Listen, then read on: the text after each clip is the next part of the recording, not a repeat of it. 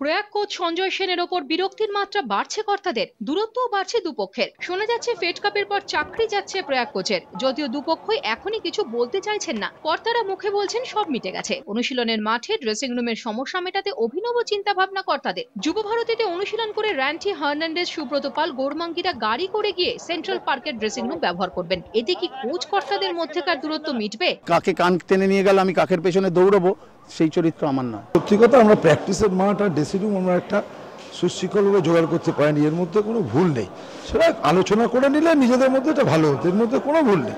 সমস্যা মেটাতে মাঠে নেমে পড়লেন খোদ প্রয়াগ মালিক। তৈরি হচ্ছে প্রয়াগের স্পোর্টস কমপ্লেক্স। আমরা নিজেরা তো মাঠ করছি, কেননা আমাদের জোকার কাছে প্রয়াগ স্পোর্টস সিটি হচ্ছে প্রায় 100 বিঘা জমির ওপরে।